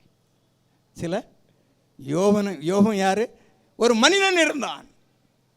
அவனை குணம் பாருங்க, வேலைக்காரருக்கும் சரிசமமாய் சாப்பாடு கொடுக்கிறவனாக இருக்கிறான். சரி, 19ஆம் வசனம் வாசியுங்கள். ஒருவன் உடுப்பில்லாததினாலே மடிந்து போகிறதையும் ஏழைக்கு மூட வஸ்திரம் இல்லாததையும் நான் கண்டபோது அவன் என் ஆட்டுமயிர் கம்பளியினாலே அனல் கொண்டதினால் அவன் இடை என்னை புகழாதிருந்தது இருந்தது உண்டா அப்படின்னு கேட்கிறாரு. அதாவது ஒருத்தன் குளிரில் வாடிட்டு இருக்கிறான், நான் என்ன பண்ணிடுறேன், நான் உள்ளால ஒரு பனியம் போட்டிருக்கிறேன், மேலே ஒரு ஸ்வெட்டர் போட்டிருக்கிறேன், அதுக்கு மேலே ஒரு நல்லா கம்பளி போட்டு போர்த்திட்டு நான் தூங்குறேன், என் வேலைக்காரன் அங்கே உட்காந்துட்டு நடுங்கிட்டு இருக்கிறான். அப்படி இருந்தவனுக்கு என்னுடைய ஆட்டு மயிர் இருந்த அந்த கம்பளியை நான் கொடுக்காமல் இருந்ததுண்டான்னு கேட்குறான். யோபனுடைய உத்தம குணத்தை பார்த்தீர்களா? அவன் ஏழைகளை எப்படி அவன் உபசரிக்கிறான், அந்நியரை எப்படி உபசரிக்கிறான் என்று. இந்த காரியத்திலே நாம் குறைவுள்ளவர்களாக இருக்கிறோமா என்று பார்க்க வேண்டும். 21ஆம் வசனம் வாசிக்கலாம். அடுத்தது, ஒலிமுக வாசலில் எனக்கு செல்வாக்கு உண்டென்று நான் கண்டு திக்கற்றவனுக்கு விரோதமாய் என் கையை நீட்டினதும் உண்டானா. இங்கே பாருங்க, இவர் என்ன சொல்றாரு, இவர் அங்கே அதாவது நம்ம கொரிந்தியரில் இருக்கிறவங்களோ பரிசுத்தவான்கள் பூமியை நியாயம் தீர்ப்பாளர் அறியீர்களா என்று சொல்லப்பட்டிருக்கிறோம். அந்த காலத்தில் நியாயாதிபதிகள் இருந்தாருங்கள் அல்லவா. இவர் பாரு நியாயாதிபதியாகவும் இருக்கிறாரு. ஒலிமுக வாசல் அங்கே தான், அங்கே தான் பஞ்சாயத்து நடக்கும். ஒருத்தன் குறையை கொண்டு வருவான், இவன் என்னுடைய ஆட்டை பிடி எடுத்துட்டான், இவன் மாட்டை ஓட்டிகிட்டு போயிட்டான், பஞ்சாயத்து வரும். இதெல்லாம் தீர்க்கிறதுக்கு அங்கே ஒரு பெரிய மனுஷன் இருப்பார். இப்போ யார் பெரிய மனுஷன்? இவர் அங்கே உட்கார்ந்து நியாயம் தீர்க்கிறார். அப்போது அவர் சொல்கிறாரு, எனக்கு செல்வாக்கு இருக்குதுயா. அந்த ஊரில் இவர் பெரிய ஊர் தேசத்திலே பெரிய பணக்காரர். ஆனால் எனக்கு செல்வாக்கு இருக்குது, நான் சொன்னது அப்படியே ஒரு பஞ்சாயத்துனா நான் சொன்னது தான் தீர்ப்பு. அந்த தீர்ப்பில் இருக்கும்போது இவர் சொல்லுகிறார், எனக்கு செல்வாக்கு உண்டென்று கண்டு திக்கற்றவனுக்கு விரோதமாய் கையை நீட்டி இருக்கிறேனா. அவன் ஒரு அருகதை இல்லாதவன், அவன் ஏழை, அவனுக்கு யாருமே வக்காலத்து வாங்கிறதுக்கு அவனுக்கு ஆளே இல்லை. அப்போ கூட அவனுக்கு விரோதமாக நான் என்ன பண்ணலை. இந்த உலகத்தில் பார்த்திங்கன்னா செல்வாக்கு நிறைந்த மக்கள் தப்பு செய்தாலும் அந்த ஊர் பிரசிடெண்ட் என்ன பண்ணுவார், அவருக்கு சப்போர்ட் தான் பேசுவார். நியாயம் அவர் பக்கத்தில் இல்லைன்னாலும் என்ன பண்ணுவாங்க. ஆனால் யோபு அவன் சுத்தமான நியாயாதிபதி. அவன் சொல்லுகிறார் பாருங்க, அப்படி நான் செய்தானால், நல்லா கவனிங்க, என் கைப்பட்டை தோளிலிருந்து சரிந்து என் புயத்து எலும்பு முறிந்து போவதாக. எவ்வளோ தைரியமாக பேசுகிறார் பாரு. இந்த தோள்பட்டை இங்கேருந்து இறங்கி போயிடட்டும், என் கை விளங்காமல் போட்டோன்னு அர்த்தம். பார்த்தீங்களா, அவ்வளோ தூரத்துக்கு அவன் சொல்லுகிறான்னால் அவன் அவ்வளோ ஒரு உத்தமனாக இருந்திருக்கிறான். யாருடைய நியாயத்தையும் அவன் புரட்டுகிறது கிடையாது, யாருடைய நியாயத்தையும் அவன் புரட்டுகிறது கிடையாது. அவன் அவ்வளோ ஒரு சரியான மனிதனாக இருக்கிறார். 24ஆம் வசனத்துக்கு இருக்கலாம். அடுத்த குணம், நான் பொன்னின் மேலே என் நம்பிக்கையை வைத்து தங்கத்தை பார்த்து என் ஆதரவு என்று நான் சொன்னதும் என் ஆஸ்தி பெரியதென்றும் என் கைக்கு மிகுதியும் கிடைத்ததென்றும் நான் மகிழ்ந்ததும் என்று சொல்லுகிறார். அப்படியானால் இவன் பொன்னை பார்த்து, இது என் நம்பிக்கை, தங்கத்தை பார்த்து, அந்த காலத்தில் அவ்வளவு சொத்துக்கு அதிபதியாக இருந்தவனுக்கு பொன்னும் வெள்ளியும் சர்வசாதாரணமாக அவனுக்கு இருந்திருக்கும். அப்படியானால் அதன் அர்த்தம் என்ன? இவனுடைய சொத்தின் மேலே இவன் பெருமை பாராட்டல. இல்லையா சொல்லலாமா? இவனுடைய சொத்து மேலே இவன் பெருமை பாராட்டவே இல்லைங்க. ஆமாம், அதெல்லாம் கர்த்தர் கொடுத்தார், கர்த்தர் எடுத்தார்னு அங்கேயே சொன்னான் பாருங்க. அந்த மாதிரி எல்லாத்துலேயும் அவன் இருந்தான். எல்லாவற்றிலும் எனக்கு கொடுத்ததெல்லாம் கர்த்தர் தான். ஆமாம். இன்றைக்கு காலையில் கூட நான் அப்படியே சில காரியங்களை தியானித்து இருக்கும்போது எல்லாமே என்னது தான், இந்த உலகத்தை விட்டு நம்ம விட்டு போகக்கூடியது எதுவும் நம்மோடு கூட வராது. ஆமாம். அழகழகாக வீடை கட்டி வைத்திருந்தாலும் அதை பார்த்து பார்த்தா படுத்து தூங்கிட்டு எழுப்பி போனால் அதுக்காக யூஸ் பண்ணிக்கிடணும். புரிகிறதா உங்களுக்கு? ஒரு வாகனம் இருக்குன்னா அது வெயிலுக்கும் மழைக்கும் ஏதோ போகிறதுக்கு வர்றதுக்கு அது போயிட்டு வரணும், அவ்வளோதான். அந்த மாதிரி நீ நினைக்கணும். எல்லாத்தையும் யூஸ் அண்ட் த்ரோ. அது மேலே நீ கண்ணு வைக்காதே, அதன் மேலே கண்ணு வைக்காதே, அது ஒரு நாள் நம்மளை விட்டு போய்விடும். சொல்லுகிறான், பொன்னின் மேலே நான் நம்பிக்கை வைத்து தங்கத்தை பார்த்து அது எனக்கு ஆதரவு. ஆமாம் பிரியமான தேவனுடைய பிள்ளைகளே, அந்த பொண்ணுக்காக என் மாணிக்கத்தை விட்டுடலாமா? விடக்கூடாது. ஆமென். ஆமாம். இன்னைக்கு அநேகர் பொன்னியும் வெள்ளியும் பொன் பொன் பொன் அதன் மேலே ஆசை வைத்து அதன் மேலே மயங்கி கிடக்கிறார்கள். அவன் சொல்லுகிறான், இந்த சொத்தின் மேலே எனக்கெல்லாம் ஆசை இல்லை, பொண்ணு பொருள் மேலே. அதனால தான் அவன் சொன்னான், கர்த்தர் கொடுத்தார், கர்த்தர் எடுத்தார், அவருடைய நாமத்துக்கு ஸ்தோத்திரம். ஆமாம், ஸ்தோத்திரம். ஆசையாக நான் 92 என்னுடைய வீடை கட்டினேன். அது ஒரு காலத்தில் அதை விற்க வேண்டியது வந்து விற்று நான் அந்த வீட்டை காலி பண்ணிட்டு வெளியே நான் போகும்போது, நீங்கள் ஒருவேளை நான் இப்பொழுது நான் திரும்ப நிமிர்ந்து நிற்கிறேன்னு நினச்சி சொல்கிறேன்னு நினைக்காதுங்க. என் மனதில் ஒரு துளி கூட நான் இழக்கிறேனேன்னு இல்லை. என் மனைவிக்கு கொஞ்சம் இருந்தது. ஆமாம். ஆனால் நான் அவர்களை பார்த்து என்ன சொன்னேன் தெரியுமா? நான் சென்னைக்கு வரும்போது நான் இந்த வீட்டை கட்டுவேன் என்றோ வீடை கட்டுவதற்குரிய பணத்தோடு நான் வரவில்லை. நான் வந்தது ஒரு சூட்கேஸு கூட கிடையாதுங்க, ஒரு இரும்பு பெட்டி. அதை தான் நான் சுமந்துட்டு வந்தேன். ஒரு ஃபேண்ட்டு 2 சட்டு தான், அதோடு வந்தேன். கர்த்தர் எல்லாவற்றையும் கொடுத்தார். இப்போது நீ மனவருந்தாதே, நான் உயிரோடு இருக்கிறேன். என் சரீரத்தை கொஞ்சம் மேலே கீழே பார். நான் எப்படி இருக்கிறேன்? உயிரோடு இருக்கிறேன். கர்த்தர் உயிரோடு வைத்தால் இன்னொரு வீட்டை கட்டுவோம், நீ ஏன் கவலைப்படுகிறேன் என்று. எனவே நம்முடைய அன்பு தெய்வ பிள்ளைகளை நான் கொஞ்சம் கூட நான் யோசித்து பார்க்கவே இல்லை. ஆமாம். நம்ம மெர்லின்னு லட்சுமி அவங்க அப்பா தான் வந்து என்னுடைய ஷோகேஸு அதெல்லாம் கழட்டினது அவர் தான். என்ன பிரதர் இவ்வளோ ஸ்ட்ராங்காக கட்டியிருக்கிறீங்களா, அதை ஸ்க்ரூவே கழட்ட முடியலன்னு சொன்னார். ஆமாம். நான் ஒரு நாள் கூட அதை நினச்சி பார்க்கல, நான் இழந்தேனே என்று. ஏனென்றால் கர்த்தர் கொடுத்தார், கர்த்தர் எடுத்தார், அவ்வளோதான். என்னை வைத்திருக்கிறார். ஆமாம்.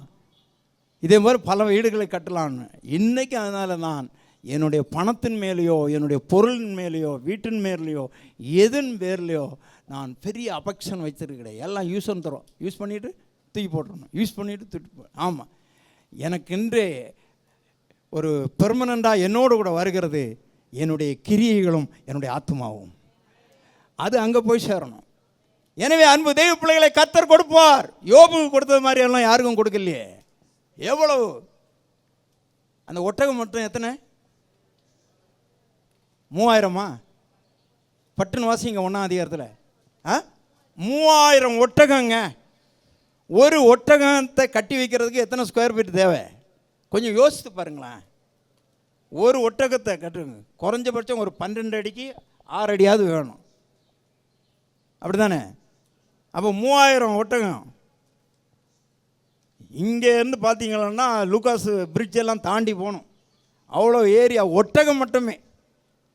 அவன் சொல்கிறான் கர்த்தர் கொடுத்தார், கர்த்தர் எடுத்தார், அப்படி நாமத்துக்கு ஸ்தோத்திரம். நம்ம என்னன்னா கால் சென்று பூமியை வச்சுட்டு ஐயோ போச்சேன்னு இல்லையா சொல்லலாமா? போட்டோம். கர்த்தர் உனக்கு கொடுப்பார், விசுவாசி கொடுப்பார். நீங்கள் வாஞ்சிக்கிறத கொடுப்பார். எதுக்கு கொடுப்பார்? யூஸ் பண்ணிவிட்டு கீழே போட்டுட்டு போயிடணும், அதுக்கு தான் கொடுத்துருக்குறார். ஆமாம். வீட்டை கேட்டாலும் சரி, நிலத்தை கேட்டாலும் சரி, எல்லாவற்றையும் நம்ம யூஸ் பண்ணிவிட்டு விட்டுட்டு போகணும். ஆமாம். இந்த உடம்பும் கூட தான். ஆமாம். இதை போட்டு நீ அந்த என்ன மாதிரி சோப்பு போட்டேன்னு தெரியுமா? என்ன மாதிரி செண்டை அடித்தேன் தெரியுமா? பாஸ்டருக்கு ஒரே இருமல் இருக்கிறதுனால நான் செண்டை அடிக்காமல் வந்தேன். இந்த செண்டுனால அவருக்கு ஒரு வேளை இருமல் வருதான்னு இந்த தடவை போய் ஒரு செண்டை வாங்குவேன். நான் ரொம்ப மைல்டாக தான் வாங்கி என் பாடியெல்லாம் துர்நாட்டம் இல்லைலாம், சும்மா ஒரு ட்ரெஸ்ஸில் ஒரு இதாக இருக்கணும். நான் எப்போவும் யார்ட்லின்னு ஒன்று வாங்குவேன், அது மைல்டாக இருக்கும். இந்த ஒரு பொண்ணை நிறுத்தியிருந்தாங்க சரவணாவில், ஏம்மா யார்ட்லி எடுத்து கொடுக்கணும் சார், அதெல்லாம் லாங் ஸ்டாண்டிங் நிற்காது சார், இதை அடிங்க சார்னா. அது பார்த்தீங்களா அடித்தாச்சுன்னா 4 வீட்டுக்கு மணக்குது. அது பார்த்தீங்க எனக்கே இருமல் வருது, தும்மல் வருது. நீ என்னதான் அடித்து நீ உடம்ப நல்லா பல வைத்தாலும் இதுவும் எங்கே போகாது, நம்ம கூட வராது. ஆமாம் ஆமாம், சரீரம் ஆத்துமா சொல்ல நான் மட்டும் போகிறேன், நீ இங்கே இருன்னு. ஏன் என்னையும் கூட்டிகிட்டு போ. அங்கெல்லாம் சோப்பம் கிடையாது, செண்டம் கிடையாது, சீப்பம் கிடையாது. நீ அங்கே வந்தால் ஒன்று அடிக்கடி போட்டு நீ மசாஜ் பண்ணிட்டு கிடப்ப. இதெல்லாம் வேண்டாம், நீ இங்கே இரு, நான் போகிறேன். அல்லேலூயா சொல்லலாமா? அந்த மாதிரி வாழுங்க. அல்லேலூயா, கர்த்தர் நல்லவராக இருக்கிறார். ஆமென். இப்பொழுது 26ஆம் வசனம் வாங்க. சூரியன் பிரகாசிக்கும் போதும், இங்க பாருங்க ஒரு காரியத்தை சொல்றார். சூரியன் பிரகாசிக்கும் போதும் அல்லது சந்திரன் மறைவாய் மகிமையாய் செல்லும் போதும் நான் அதை நோக்கி என் மனம் ரகசியமாய் மயக்கப்பட்டு என் வாய் என் கையை முத்தி கொண்டது உண்டானால் என்று சொல்லுகிறார். ஆமா, இவர் சூரிய நமஸ்காரமும் பண்ணல, இயற்கை வழிபாடும் பண்ணல, ஆண்டவரை தான் அவர் வழிபட்டு கொண்டிருந்தார். அதுதான் அதனுடைய அர்த்தம். நம்ம என்ன பண்ணுறோம், சூரியன் அப்படியே காலம் வந்தோடனே அதுக்கு நேரம் போய்விட்டு அப்படியே கும்பிடுறோம். லைட்டு போட்ட உடனே என்ன பண்ணுறோம், நம்ம அறியாமலே முத்தி கொள்கிறோமா. அதுதான் இந்த வசனங்கள்லாம். அந்த மாதிரி எந்த ஒரு விதமான காரியங்களையும் அவன் செய்யவில்லை. என் தேவனை மாத்திரம்தான் அவன் நமஸ்கரித்து கொண்டிருந்தான். அல்லேலூயா சொல்லலாமா? ஆமென். அடுத்த வசனம் 29. என் பகைஞனுடைய ஆபத்திலே நான் மகிழ்ந்து, என் பகைஞனுடைய ஆபத்திலே நான் மகிழ்ந்து, பொல்லாப்பு அவனுக்கு நேரிட்ட போது களி கூர்ந்திருந்தேனோ. பார்த்தீங்களா என்ன சொல்றாரு? என் பகைஞனுக்கு, என் அண்ணன் தம்பிக்கு இல்லை, என் பகைஞனுக்கு ஆபத்து நேரிட்ட போது, பொல்லாப்பு அவனுக்கு நேரிட்ட போது நான் சந்தோஷப்பட்டேன்னு சொல்றாரு. என்ன அருமையான மைண்டை பார்த்தீங்களா? என் விரோதிக்கு கூட ஆபத்து வந்த பிறகு அவன் சந்தோஷப்படலை. பத்தியடா பார்த்து, நான் இதை தாண்டா நான் எதிர்பார்த்துட்டு இருந்தேன். ஒரு கதை சொன்னீங்கன்னு சொன்னேன்னா பாருங்கள், நீங்கள் ரொம்ப ஆச்சரியப்படுவீங்க. இப்படிமான்னு பாஸ்டர் கூட அந்த மீட்டிங் வந்து ஒருத்தன் நின்றுட்டு எத்தனை பேர் அடிக்கிறதுக்கு நின்னான்னு தெரியுமா? அப்போ அங்கே வந்தவங்க நாங்கள் யாருமே ஒன்றும் பேசலை. அவன் ஒண்டியாக அவ்வளோ குதிச்சான். இப்போ ஒரு பக்கம் போயிடுச்சு, இந்த ஒரு பக்கமே எனக்கு செயல்படலை. இப்போ வீட்டை விற்கிறதுக்கு அவன் விலை பேசிகிட்டு இருக்கிறான். இதெல்லாம் எனக்கு முன்னாலே ஆண்டவர் வெளிப்படுத்துகிறார். போன மாதம் கூட சொல்கிறேன், இந்த தீங்குகள் அந்த சகோதரனுக்கு நேரிடக்கூடாதுன்னு நீங்கள் ஜெபம் பண்ணுங்க. எப்படியாவது அவர் ரட்சிக்கப்பட்டு வந்துடுவாரான்னு இன்றைக்கி அதை நான் கேள்விப்பட்டோன்னா, ஐயோ ஆண்டவரே, அவன் எப்படியா ரட்சிக்கப்பட்டு வந்துடுவானு தானே நான் நினச்சிட்டு இருக்கிறேன். அவனுக்கு தீங்கு வரக்கூடாது, அவன் அந்த வீட்டில் இருந்துக்கிட்டே வந்து இங்கே சாட்சி சொல்லணுமே நினச்சேனே, இப்படி போகுதே அப்படின்னு. என்னால் நான் அவனிடத்துலேயே ஒரு நாள் சொன்னேன். நான் சொன்னேன், இப்படி தான் சொன்னேன். அவரை பார்த்து சொன்னேன், நீங்கள் தப்பாக நினைக்காதுங்க, நான் சர்ச்சு நடத்துகிறேன்னு அதுக்காக நான் பேசுகிறேன்னு இல்லை. இந்த சர்ச்சோடு மோதி அழிஞ்சவன் எத்தனையோ பேர் இருக்கிறாங்க. தயவுசெய்து அந்த அழிவு உங்களுக்கு வரக்கூடாதுன்னு நான் யோசிக்கிறேன். நான் அவன்கிட்ட நேருக்கு நேர் சொன்னேன். போலீஸ் ஸ்டேஷனில் சொன்னேன், ஏங்க ஒரு வழிபாட்டு ஸ்தலத்துக்கு விரோதமாக செயல்படுறவன் உருப்பட்டவன் கிடையாது, அதுக்காக தான் பயந்துட்டு இருக்கிறேன். அவருக்கு இல்லைன்னா எனக்கு அவரை எதிர்த்து அடிக்கிறதுக்கு எங்களுக்கெல்லாம் முடியாமல் ஒன்றும் இல்லை அப்படின்னு. பார்த்தீங்களா? அப்படியே ஆபத்து வந்தோடனே சந்தோஷப்படக்கூடாது. நான் சந்தோஷப்படலை. அந்த மகன் எப்படியாவது மனம் திரும்பிட மாட்டாரான்னு. ஆனால் நாம் அநேக நேரங்களில் நம்ம என்ன பண்ணுறோம், நமக்கு தீங்கு செய்தவர்கள், நம்மோடு போராடினவர்களுக்கு ஆபத்து வரும்போது நமக்கு சந்தோஷமாக இருக்கிறது. அந்த காரியம் அவன்கிட்ட இல்லையா? அப்போ எவ்வளோ சுத்தவானாக இருந்திருப்பான் பாருங்க, எவ்வளோ சுத்தவானாக இருந்திருப்பான். அடுத்த வசனம் வாசிங்க. இப்போ நான் போகிறது 11வது பாயிண்ட் பேசிகிட்டு இருக்கிறேன். நீங்கள் எப்படி நோட் பண்ணியிருக்கீங்கன்னு எனக்கு தெரியாது. 32ஆம் வசனம். பரதேசி வீதியிலே ராத்தங்கினதில்லை, பரதேசி வீதியிலே ராத்தங்கினதில்லை, வழிபோக்கனுக்கு என் வாசல்களை திறந்தேன், வழிபோக்கனுக்கு என் வாசல்களை திறந்தேன் என்று சொல்கிறார். நான் மறுபடியும் சொல்வேன், ஏசாயா 58 என்ன போட்டிருக்கிறது? துரத்துண்ட சிறுமையானவனை வீட்டிலே சேர்த்துக் கொள்ளுகிறது உபவாசத்தினுடைய ஒரு நிலை. இதெல்லாம் இவனுக்கு எப்படி தெரியும்? இவன் சொல்கிறான், வழிப்போக்கன் ஒருத்தன் அப்படி வர்றான், அவன் எங்கேயாவது வீதியில் ராத்தங்கிட்டு போட்டோம், அவன் யாருன்னு நமக்கு தெரியலையேன்னு. அப்படி இல்லாமல், பாப்பா நம்ம வீடு இருக்கிறது, வா நம்ம வராண்டாவில் படுத்திக்கோ, வீட்டில் படுத்திக்கோ, பனியில் ஏன் நினைகிற அப்படின்னு சொல்கிறவன் நாம.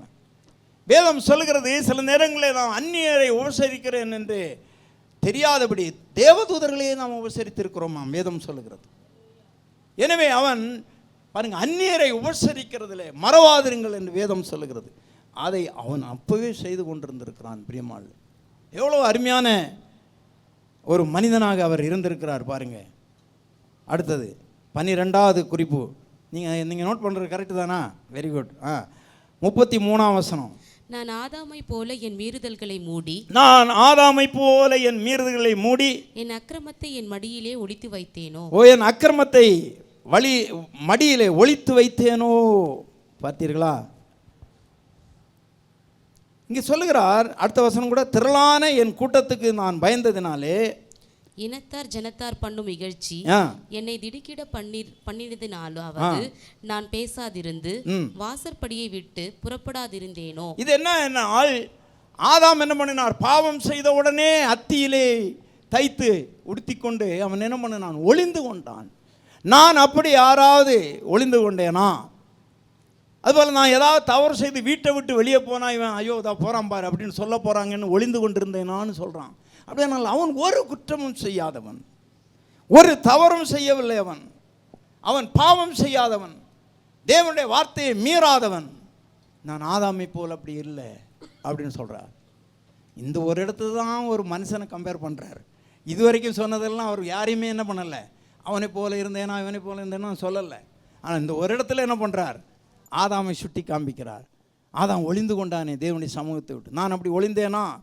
வெளியில் நாம் போகும்போது திரளான கூட்டத்துக்கு நாம் பயந்து, ஐயோ என் இனத்தார் பண்ணும் இகழ்ச்சி, இந்த போறாம்பார், இவன் போறாம்பார், இவன் திருடன், இவன் அநியாயக்காரன் அப்படி சொன்னான். ஆனால் யார் சொன்னது? வந்தவன் 3 பேர் சொன்னான். நீ விதைச்சதா இருக்கிற, நீ அநியாயக்காரன், நீ அக்கிரமக்காரன், உன் முன்னோர் செய்த பாவம், அதை சொல்கிறான். ஆனால் இவன் சுத்தவானாய் தன்னை காத்து கொண்டான். அடுத்தது பிரியமானே 38ஆம் வசனம்.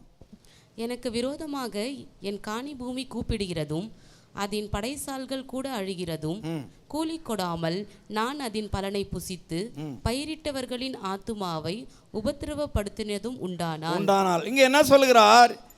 எனக்கு விரோதமாக என் காணி பூமி என்னன்னா பயிர் நிலங்கள் இருக்குல்லவா, அது விரோதமாக எனக்கு விரோதமாக பேசித்தான். ஏன்னா நீ அறுவடைக்கு வந்து நிற்கிறியே வேலைக்காரனை கூட்டுந்து, நீ விதைச்சப்போ உழுதவனுக்கெல்லாம் நீ இன்னும் சம்பளம் கொடுக்கலாம், அழுதுட்டு கிடக்கிறான் தெரியுமான்னு சொல்லிட்டு அது சொல்லலையாம். அப்படின்னு சொன்னால் என்ன? வேலைக்காரனுக்கு கொடுக்க வேண்டிய கூலி அவன் கரெக்டாக கொடுத்துட்டான். யாருக்கும் பாக்கி வைக்கல, யாருக்கும் இவன் என்ன பண்ணலை, அநியாயம் பண்ணலை, யாருக்கும் அக்கிரமம் பண்ணலை. அன்பு தெய்வ பிள்ளைகளே, கவனமாக இருக்க வேண்டும். ஆமாம், ஒரு இடத்துல இருக்கும் வேதத்தில், பொழுது போகிறதுக்குள்ளால் அவனுக்கு கூலி அவனுக்கு கொடுத்துரு. ஆமாம், அது தூங்காமல் உட்காந்துட்டு ஒன்று திட்டிகிட்டு இருக்கும் அப்படின்னு சொல்கிறது போல எழுதப்பட்டிருக்கும். ஆமாம், நமக்கு வேலை செய்தவங்க. பிரியமான தேவனுடைய பிள்ளைகளே, இந்த காரியத்தில் நான் கொஞ்சம் கவனமாக இருப்பேன். என் கட்டிடம், ஒரு வீட்டை கட்டினேன், அப்புறம் கம்பெனியை கட்டினேன், மேலே வீடு கட்டினேன், ஃப்ரேயர் ஹால் கட்டினேன், எல்லாம் கட்டினேன்ல, இதுவரையிலும் நான் அங்கே வேலை செய்தவங்கள்ட்ட வாக்குவாதம் பண்ணதே கிடையாது. எத்தனையோ பேர் பெயிண்ட் அடிக்கிறவன் சரி, ஏதோ பண்ணுறவன், எவ்வளோ பேர் பொய் சொல்லுவாங்க, எவ்வளோ பேர் உண்மை இல்லாமல் உண்மைக்கு புறம்பாங்க நடந்தாங்க. ஆனால் யாருடைய கூலியும் நான் வைக்கல. பிடிக்கலையா, உன் கூலி இதாப்பா வாங்கிட்டு போயிட்டே வேறு ஆள் வைப்பேனே தவிர கூலிக்கு வாக்குவாதம் பண்ணதே கிடையாது. ஒரு சகோதரர் எனக்கு பில்டிங் கட்டினார். அவர் சொன்னார், உங்கள் கட்டடத்தில் இருந்து தான் நான் வாக்குவாதம் இல்லாமல் வெளியே போகிறது. கவனமாக இருக்க வேண்டும் பிரியமான தேவனுடைய பிள்ளைகளே. யாருடைய பணத்தையும் நமக்கு வேண்டாம். ஒருவேளை அவங்க கொஞ்சம் அநியாயமாக தான் கேட்பாங்க. ஆமாம், நேற்றைக்கு வெல்டிங் மிஷினு ரிப்பேர் ஆயிடுச்சு. ஒரு சகோதரர் வந்தார், அவர் 1300 கேட்டார். ஆனால் அது அவர் செய்த வேலை ஒரு 500 கூட கிடையாது. எனக்கு தெரியுது 1300 கேட்குறாரு. ரைட், உடனே கொடுத்துட்டேன். ஏன்னா நான் கூப்பிட்ட உடனே வந்தான் செய்தான், அதுதான் எனக்கு மேலே. யாருடைய பணத்தையும் நாம் வேண்டாம், நம்ம அப்படி செய்ய மாட்டோம். ஆனாலும் கூட யோசித்து பார்க்க வேண்டும். யாருடைய சில நேரங்களில் கொஞ்சம் அதிகமாக ரேட்டு பேசாமலே நான் நிறைய நேரம் உங்களை ஜாபை கொடுத்துருவேன். சரி இவ்வளவு தான் இருப்பாங்க. அவங்க பார்த்திங்கன்னா எனக்கு வந்ததோடு அதிகமாக கேட்பாங்க. ஆமாம், கொடுத்துருவேன். அடுத்த முறை இப்போ கொடுக்குறப்போ இதுதான் ரேட்டு, உனக்கு கட்டுப்படியானா பண்ணு, இல்லைன்னா விடணும். அது வரைக்கும் நான் என்ன பண்ணிடுறது, யாருடைய காசு வாக்குவாதமே பண்ணுறது கிடையாது. யாருடைய காசு. ஆமாம், கர்த்தருக்கு ஸ்தோத்திரம். கூலி கொடாமல் நான் அதன் பலனை புசித்து பயிரிட்டவர்களின் ஆத்மாவை உபத்திரப்படுத்த உண்டானால், அவர் என்ன சொல்கிறாரு, அப்படி செய்தால் 40ஆம் வசனம், அதில் கோதுமைக்கு பதிலாக முள்ளும் வார்கோதுமைக்கு பதிலாக களையும் முளைக்க கடவுது என்றான். யோபின் வார்த்தையும் முடிந்தது, என் வார்த்தையும் முடிந்தது. அல்லேலூயா சொல்லலாமா?